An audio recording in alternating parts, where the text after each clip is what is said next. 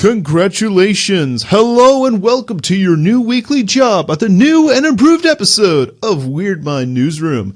Now your job on this task is very simple. You have to make sure your power is working to your picture devices, all the doors are closed, and there's no one coming after you. While we make it through this video tutorial talking all the discussion of what you'll experience, including the new releases, the trailers, and the news stories. So anyway, that's all I have for this little section call right now. The job should be easy enough for you to take on, and we'll talk again soon when I'll let you know straight onto the content. Was that the bite of 87? We start this tape, of course, with the new releases. And what better way to start the new releases with essentially the big release film of this week. And this, of course, with the decade-long waited film adaptation of the popular indie horror game of Five Nights at Freddy's. Now this new film will follow Mike Schmidt, a young man who is down on his luck trying to make ends meet to care for his young sister Abby and keep her from her mean auntie. Soon he obtains a job at an old pizzeria known as Freddy Fazbear's and given the job of security guard for the night to watch over the place. But he will soon discover that things are not always going to be easy, as the animatronics have a mind of their own and are out to get rid of anyone who may pose as a threat, and that threat is the new Night Guard. Now, the anticipation for this movie, of course, was very high over the extensive series, but it seems that critics seem not to be in favor for this film, as some have seemed to be praised for its faithfulness, but also its criticism for it as well, mainly as well with its plot, but I'm pretty sure that it was known to be the FNAF franchise that it's very convoluted and messy in terms of a coherent plot, as if you can clearly see by Game Theory series that it's over 60 videos dedicated to trying to figure out the lore. However, I have heard some fans of the series seem to really like it and give it praise that it has been finally made. Now I know I'll be checking to my shift at Freddy's, and you can too with this tutorial video, and you can check it out now in cinemas. Now next up to experience is technically both a TV special but also a film, a TV movie, but we are heading down to the quiet little mountain town of Colorado with an all-new South Park special of Joining the Pandaverse. This new episode will focus on the boys being transformed into diverse women that will complain about the patriarchy and the mix of taking on the mixed reception towards Disney, the strikes, and AI, and all other current day trends. Now reception on this special has been decently received and usually always have something unique and funny to mock on the current day topics. And you can check this out yourself as well, as it's available now on Paramount Plus. As for the gaming of this week, we have our start with our first really big game of the week. We have ourselves making a return to the twisted world of a famous author trapped in a small lake town, and after starting as a small Xbox exclusive a decade ago, has become a cult classic, got itself a remaster, and now we have the sequel with Alan Wake 2. Now on this plot you'll be playing as the thriller author of Alan Wake, who is trying to escape from his twisted alternate universe by creating an all-new horror story that focuses on an FBI agent named Saga Anderson. Now this game, like its predecessor, has been very well received and currently scoring much higher than the original for its horror, its style, its story, its gameplay, and its continuing world building of the world of Alan Wake. Now everyone will be playing a replay of the original before I get this game a play. The only gripe I have with it personally is that it's not in physical form, but it's only in digital, which is a bit odd. But hopefully we get a physical version sometime soon, and you can experience this new horrifying tale now on PS5, Xbox Series X and S, and PC. Now our next client had kept you waiting, didn't he? Well, you do not need to wait any longer, as if you're aware of a classic series of stealth-based games made by Konami and the mind of Hideo Kojima from the early 2000s, then you are in luck, as we have an all-new bundle releasing this week of the Metal Gear Solid Master Collection, Volume 1. Now this bundle will consist of the two classic Metal Gear games from the 80s and 90s, and as well as the classic trilogy of Metal Gear Solid 2 Sons of Liberty, and Metal Gear Solid 3 Snake Eater. No, it's not the remake that's currently coming another time, and we'll talk on that later. As we'll all see some extra little features like visual guides and other sweet features too. Now the reception on this has been good, with a lot praising the chance to play all these games in one bundle. However, many pundits online have critiqued it as being just a simple port over to the games and have seen a variety of issues like visual and performance issues and not being really scaled up to the level of standard of new hardware, so it's basically not in 4K. But if you're interested in playing some of the very best games there is, then you can do so on PS5, Series X and S, PC, and Nintendo Switch. If stealth isn't your thing, you're looking for more of a fight, then you have an all-new fighting game that's coming to us from the sports game era of EA with UFC 5. This is of course a new mixed martial arts game of you taking the challenge to the ring and playing as one of many choices of characters available at your disposal. Now reception of this game has been very well received as well for its faithfulness to the sport, and if you want to check it out yourself, you can do so on PS5, Series X and S, and PC. And then to wrap up the new releases this week, it is time to do a little bit of dancing, as we have another new yearly release on the form of Ubisoft's long-running series of Just Dance with the 2024 edition. Now, of course, it will have you moving and grooving to some of the big hit songs of the year, as well as some classics through their Just Dance Plus subscription service. Reception on this has been, like the other ones, pretty well received, and if you're looking for a bit of a dance, you could do so on Nintendo Switch, PS5, and Series X and S. And with that, of course, that is all we have for this section, in particular on the section of new releases. Now we start the new section of trailers with a new one coming to us based on a new reality show based on a very popular series that came out 2 years ago that's getting a second season sometime next year. And this is of course with Squid Game: The Challenges, coming to us from Netflix. This of course is a new reality series that will pit 456 contestants against one another in a series of challenges based on the hit show in order for them to win a major cash prize of $4.56 million, which of course is the biggest prize pool ever won on television. Now, I think this looks pretty much fun myself. I know something that anyone could have taken part in this, mainly if you spoke English, so if there's a case that a second season rolls around and they're looking for people, I may give it a chance, if I get lucky. But it looks interesting and makes me want to look back onto the original series again near the time, but if you want to see how this all plays out, the series I believe is dropping in 3 weeks time on the streaming service that sells you DVDs, or used to as of last week, on November 17th. And next we're heading over to Amazon Prime for this new trailer, and we'll like to see this series shaken, not stirred, as we have an all-new series of the world of James Bond with 007, Road to a Million. Now this is a new reality series where normal members of the public are sent on the task of traveling around the world to find and complete 10 different questions, and most are based on being like a scene out of a James Bond film. If they are successfully completed, then they'll back themselves a nice £1 million. If the mastermind of Brian Cox doesn't stop them in the process, that is.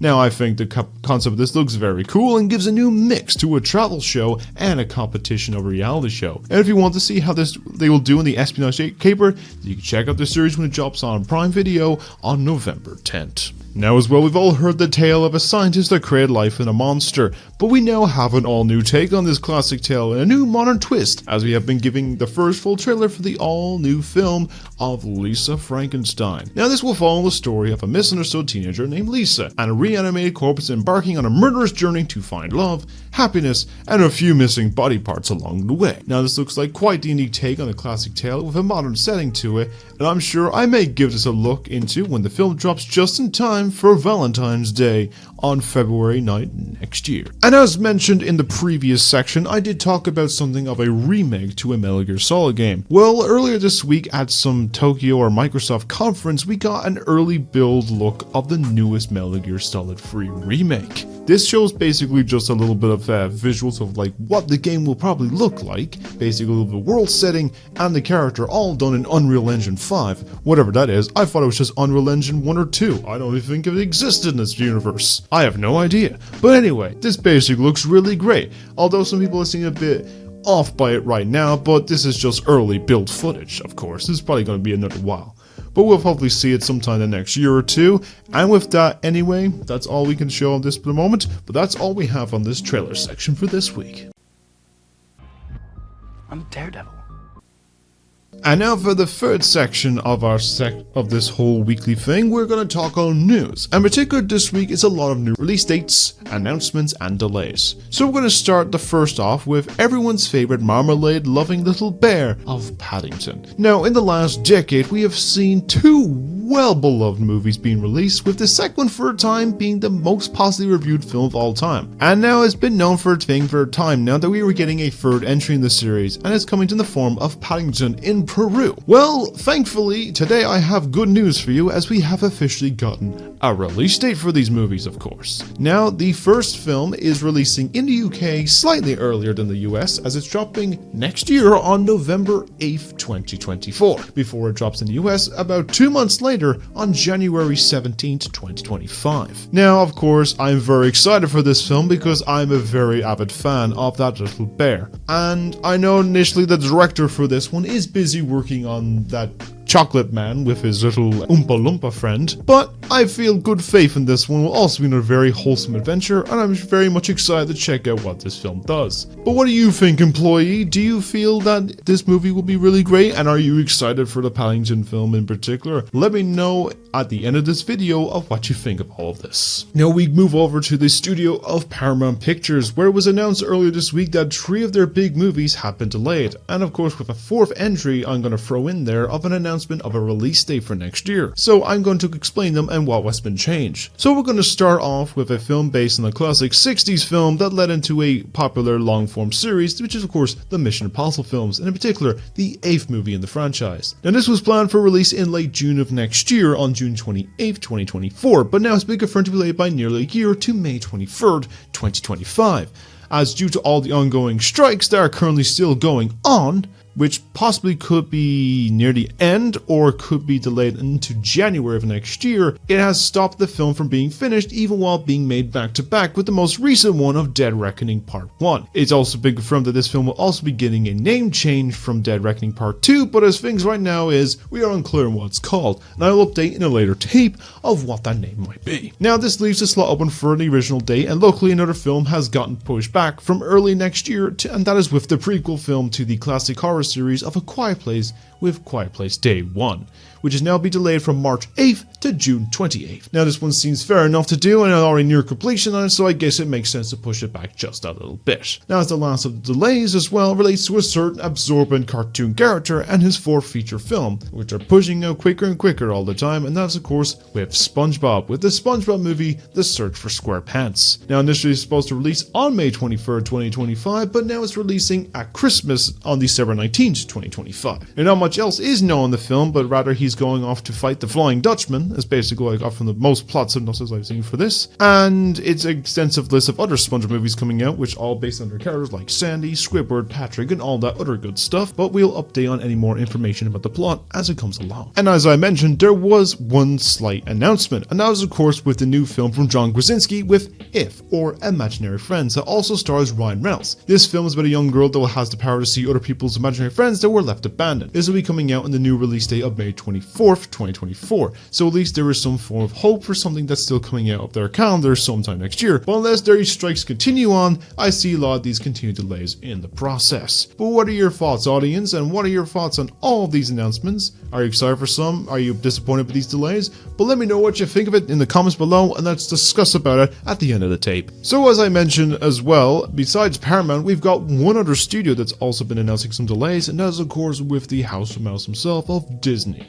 Now this is basically emphasizing on 3 big announcement delays and stuff in particular, but I'll go through them as I go quick. Now our first one is mainly focused on a film that has had a bit of a mixed reception, and probably the big one in discussion, and that is of course with the new live action retelling of Snow White. As it was announced that this film will be delayed by a whole year from March 22nd, 2024 to March 21st of 2025. Now while this was expected given we have seen literally nothing in terms of promotion, including trailers, when we were about 4 or 5 months out, we did finally get an official first look image above of Snow White with the 7 dwarfs, which apparently has also been rumored to a case that they apparently rewrote a lot of the movie, they're reshooting it, and basically instead of the more progressive characters, they basically made the CGI into dwarves, as you can see by this image. So it's essentially a case they're trying to de-woke it. I also discovered that Greta Gerwig, the writer and director of Barbie, is also writing this movie, so there could be some potential with this. Now I'll probably get a little used to those 7 dwarves over time, but we'll probably see more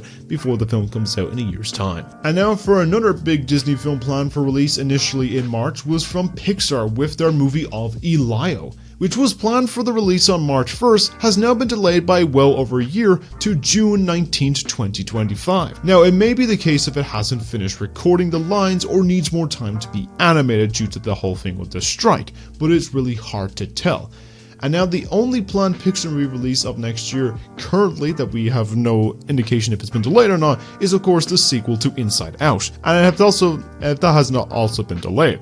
It is then I guess their option is the baseball series of Win or Lose is supposedly coming. If it supposedly doesn't come out this year, we get next year. And the other option is the 2nd season of the popular series of Monsters at Work, which was supposed to come out this year, but we've heard nothing. So hey, Disney, where is the season? Where are they? Now while there's 2 untitled films that have gotten some release date delays as well, we have no idea what they are. But one film that has been removed from the release calendar that was supposed to come out at the end of this year is the film of Magazine Dreams that was starring Jonathan Majors. Now the film has been removed from the release calendar currently and is fully complete, but the reason is due to the legal troubles Majors is currently facing, which is of course for misdemeanor, harassment and assault charges, and is set to be stand trial next month. So they probably want to hold off until the verdict, and they hope there is good news as this seems to be a awards contender film from the early film festivals from earlier this year. But we'll see how that verdict comes along. Now of course this is only just the first phase of it. There could be more delays by the time this video is over. But of course, what are your thoughts on these delays, and do you see anything else getting some form of delay or from other studios?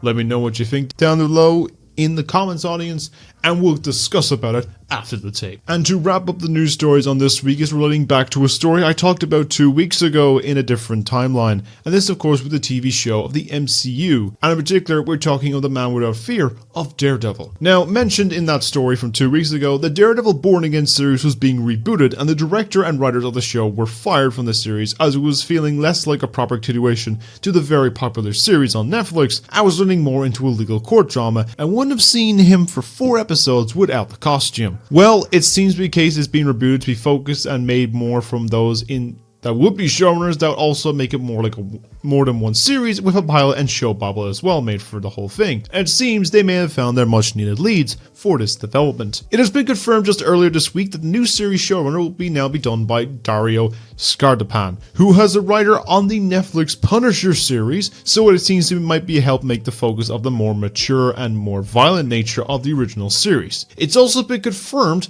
that Justin Benson and Aaron Moorhead, who worked on Moon Knight, will be some directors for the series, so it does sound like it's in some good hands. Now it remains to be seen who will be writing the series in particular, but once I hear any word on that, I will update you in a later tape of course. Now what are your thoughts on these choices, and are you still excited for this series? As well as seeing the case that this could be happening to other MCU shows, are you excited for that as well? You know what your thoughts are down below on this, and that is with the end of this third section, which of course was on the news. My favorite video is the one of the man. From Steady Steady. And now congratulations viewer, you have made it through your first shift on this new episode of Weird Mind Newsroom, and I hope you enjoyed of what you experienced on this very strange job in particular. But it's quite an easy job to get through in particular. All you gotta do is watch these videos, and I appreciate all of you that stuck around to listen to my ramblings, even if my voice maybe to some might be annoying. But anyway, I'll give a little updates on what you might expect coming up in the next couple of days or next couple of weeks on these new videos. Or videotapes. In particular, I've got to focus on a new Halloween episode that'll be coming out hopefully by Tuesday. I'm going to have this video up by Monday, maybe tomorrow as well, in particular. I also have a case of 2 other reviews that I've currently have filmed. I'm going to have ready to go some point in the next couple of days as well, probably after Halloween. I'm going to get some other reviews done of the Barbenheimer week, as well as maybe some Mission Impossible, Indiana Jones, and a few other ones. If you have any other ones I can particularly think of, I will let you know in the next tapes, or let you know in the comments, or whatever kind of thing. I'll also do a case of continuing on the rewatch-a-thon. I have some things to get around to at that point, but that is essentially all I have coming up at the time. I need to get some people on the horn to help with some videos, but if you have any ideas, let me know what you think down below in the comments. I'd love to hear discussion, and let me know your thoughts on all the stuff that happened this week. You know, I would love to hear your thoughts, and I appreciate all the support in the last few videos. Even if it's like a small community, it's a nice little wholesome community, and I appreciate every single one of you. But if you'd like to see more from me, of course, why not simply like the videos and subscribe if you haven't already. I'm hoping to reach a goal by 50 subs by the end of this year, and we're about 15 away currently. It fluctuates a lot of time around the 30s for some reason. But anyways, also a case of sharing it around to people that may also enjoy my content and get them to subscribe, but I appreciate every single one of you. Anyway, I've talked on for long enough, and I hope you all enjoyed my ramblings. So, as I always say, you all stay being wonderful people. So have a great day every day. At the time of this, happy Halloween, and of course, in instance, I hope to see you soon on another new shift of Weird Mind Newsroom. So, thank you everybody, and goodbye.